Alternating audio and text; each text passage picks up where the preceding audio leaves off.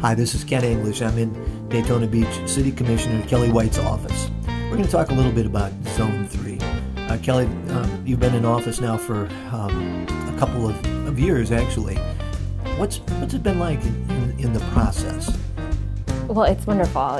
The first couple of years were a big learning curve, so it was digesting a lot of material, trying to understand all the different facets of being a commissioner, and also getting to know my zone better. And now in my 5th year, it's really starting to be a lot of fun. I feel like I've built some great relationships with my constituents and with the community, and we're really starting to be able to accomplish a lot of collaborative goals. So.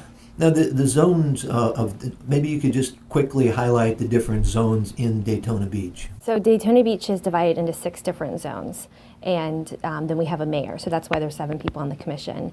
Zone 3, I always tell people, is pretty much the oldest part of the city. If you were to look at a map of Daytona Beach in 1914, 1920, you would see a great portion of Zone 3. So I go from the beach side, from Oak Ridge to Silver Beach, downtown roughly from North Street to South Street, and then Midtown from Bethune-Cookman all the way north to North Street and almost out to Nova. So it's a good zone to represent. Lots of opportunities there. Well, I see it as the entertainment zone, really kind of the heartbeat of the area. Most of it, the other zones are residential. Certainly there's businesses there. Yeah. But in your zone, Zone 3, you've got North and South Beach Street, the South Beach Historic District, a lot of renovation in the downtown area that's taking place. But you also go out across Main Street, into Main Street, across the bridge, to the the boardwalk amusement area. So you've really got the heartbeat of the area, don't you? Yeah, Zone 3 is a very mixed use area, so there's a lot of different things going on all the time, and it's very exciting. Can you highlight a couple of the things that are taking place, that are in the works right now that people would find interesting? Is there anything specific you want to start with? Or? Well, starting out on the beach in the amusement area, there's a lot of work being done to make that, there's a different designation for it, an enterprise zone or something like that? Well, we have several CRAs, so community redevelopment areas within the district. And then, so the Main Street South Atlantic is a community redevelopment area. And within that, several years ago, there was an initiative called the E-Zone, the entertainment zone, which you may be referring to. And that was a plan that was done to really try to give us some direction as far as how to bring that area into the next era of entertainment and tourism, as well as make it an interesting place for the people who live here to access. That's still a lot of that is on paper. There are initiatives that we've been working on, especially around the boardwalk and the pier, which has been a great success. And I think there's long-term strategies, but in the short term, there's some great things that have been going on at the boardwalk. We're coming up on the Star Spangled Summer and the concerts and the band shell that are put on by the Friends of the Band Shell. So those are awesome. A lot of the tribute bands. I think those are going to start, I'm looking for my schedule, around Memorial Day weekend. So that's a real exciting thing to be looking forward to. Now the band shell has got a new name. I think it was named after Glenn Ritchie. The band shell is still the band shell, but we took the plaza in front of it and we're going to do some improvements to honor the different acts that have come into the band shell over the years, and also pay tribute to former Mayor Glenn Ritchie, who was very instrumental in doing a lot on the beach side, most notably getting the pier up and running again and helping us get Joe's Crab Shack there. Well, certainly that is a very dynamic area. Mm. This happens to be Bike Week that while we're doing this. There were motorcycle indoor things at the convention center. Yeah. There's been a number of athletic activities, a fair amount of convention activity and events taking place, aren't there? Well, the Ocean Center has, although it's a county facility, it's in the city, and it really brings so much to Daytona Beach. There's been, I think for the first time, the Enduro Cross was here, and I think that was last Friday night. They brought in, all kinds of dirt and rocks and created what I understand to be a very exciting event. And then, the Ocean Center brings a lot of sports, a lot of gymnastics, a lot of religious events. There's all kinds of things that they're bringing in, and of course we have the Shriners coming and things like that too. But the Ocean Center is a good asset for Daytona Beach and for the county as a whole. Well, coming through Main Street, there's always a lot of entertainment going on. Weekends mostly, during the week not so much. That's got to be quite the challenge. But we're not going to stop there right now. We're going to come across the bridge, Okay. The water side. Yes. What's happening along the river? Well, we are so lucky to have a public riverfront all the way from Main Street down to Orange, and then parts of it even around Bellevue. So we have a very extensive riverfront park. Much like we did with the E-Zone, we've done a plan for the riverfront, and the plan is being funded incrementally. It's probably, if you were to just do the whole riverfront master plan, it's probably $80 million endeavor, and that although isn't realistic to do it all at one time, we've been trying to take pieces of it and go from there. We were funded last year through the Florida Inland Navigational District, a granting agency, to build the underpass underneath ISB. So this year that will be built, and you'll be able to continue on the walking, biking trail along Riverfront Park underneath the International Speedway Bridge to the library, and then that path, that greenway trail, will then connect underneath the Orange Avenue Bridge too when that is completed. We are going through another cycle of grant funding with the Florida Inland Navigational District to try to do some of the other pieces of that plan. And they're all enhancements to Riverfront Park.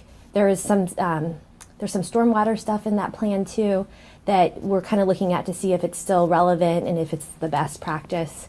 There's also some different streetscape stuff in it. So we're just picking projects and trying to take them down one at a time, and a lot can happen if you just stick with good projects, and even if they're small, just keep on doing them.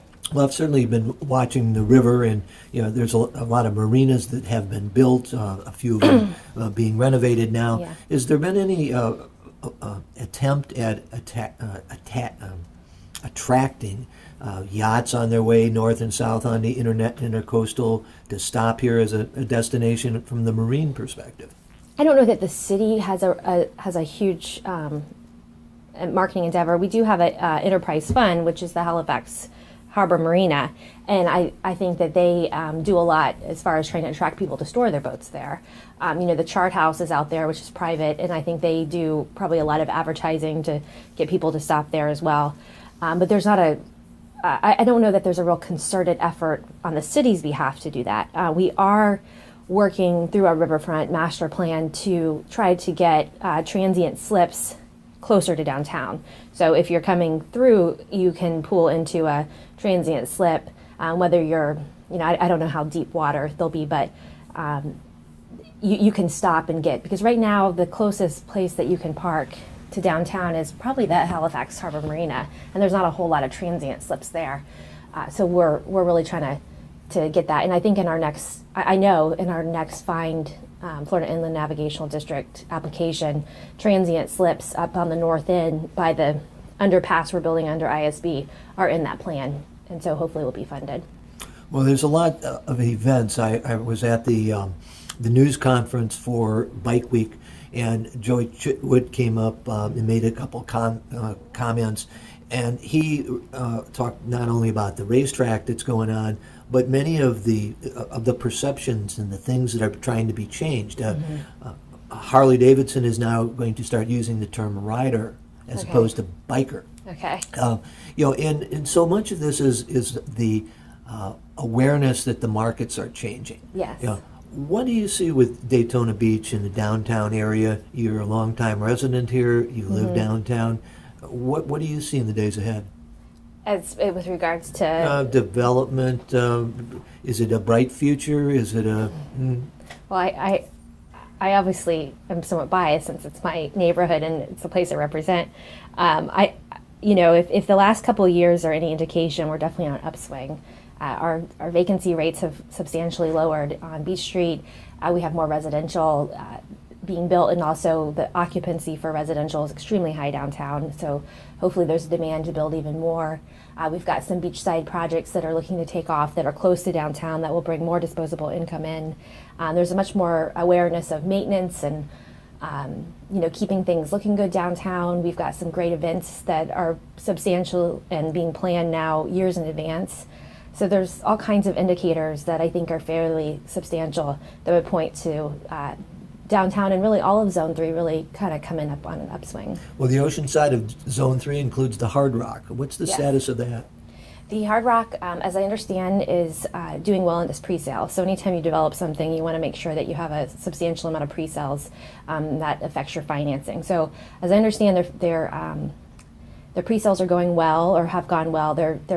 Actually, their sales office is on Beach Street, so that's kind of cool.